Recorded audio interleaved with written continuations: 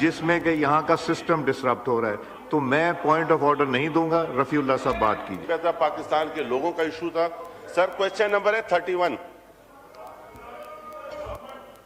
Answer भी taken as red. Supplementary कीजिए। Sir आजकल इनको एक और बीमारी हो, ये हू वाली बीमारी हुई है। आप क्वेश्चन कीजिए। ये हू बीमारी का इलाज तो करवाएं इनका। जी क्वेश्चन कीजिए। ये बीमारी इनकी कौन सी है? जी question. Sir question number 31। Question कीजिए।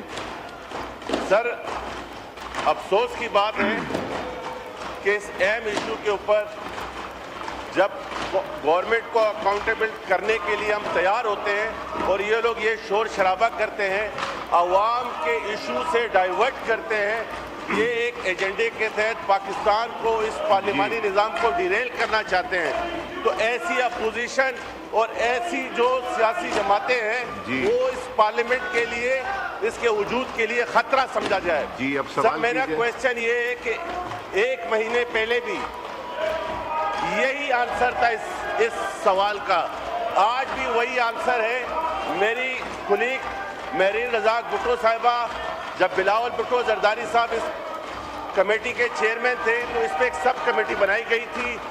तो मैं आपके तवज्जो से ये रिक्वेस्ट करूंगा कि सर 1 महीने पहले भी यही जवाब था, आज भी यही जवाब है।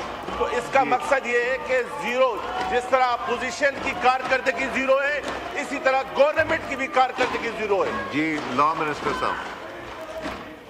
सर इसका जवाब मैं बतौर वज़ीर इंसानी हकूक़ दे रहा हूँ जी, और ये सब्जेक्ट मेरे दिल के बड़ा करीब है।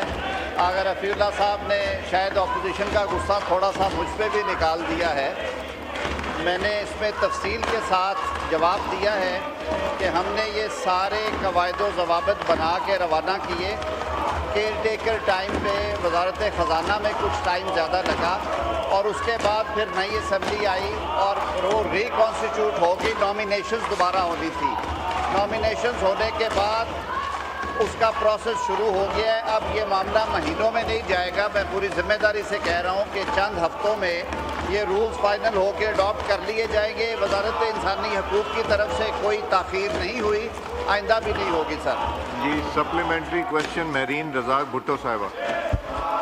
Thank you mister speaker. Sir ये एक्ट 2021 में कमेटी से और नेशनल असम्बली से पास हुआ था और चेयरमैन बिलावल भुट्टो जरदारी साहब ने 3-4 ऐसे लेजिस्लेशन थी जिसमें senior citizen, Zainab alert bill, persons with disability, ये वो बिल्स थे जो बहुत ही एफर्ट के साथ इस कानून साजी को इम्प्लीमेंट में लाया गया था। लेकिन मुझे अफसोस के साथ कहना पड़ता है कि इन तीनों बिल्स पे आज तक रूल्स नहीं बने। सर 21 किधर है, 25 किधर है? जब तक वजारत इस कानून साजी के रूल्स नहीं बनाएगी तो इम्प्लीमेंट कैसे होगा? तो सर सीनियर सिटीजन्स के हवाले से जो सहूलियात इस बिल में दी गई थी, जो कि चेयरमैन बिलावल भुट्टो जरदारी साहब की सरबराही में था, सर इसमें रिक्रिएशनल एंट्रीज़ के हवाले से था। हॉस्पिटल में सर सीनियर सिटीजन्स को प्रायोरिटी देने की बात की गई थी। सर प्राइवेट हॉस्पिटल्स में भी डिस्काउंट की बात की गई थी। इवन कि अगर सीनियर सिटीजन्स ट्रैवल करते हैं ट्रेन के थ्रू, सर रूल्स पे अमल अगर नहीं होगा या रूल्स नहीं बनेंगे तो अमल कैसे होगा?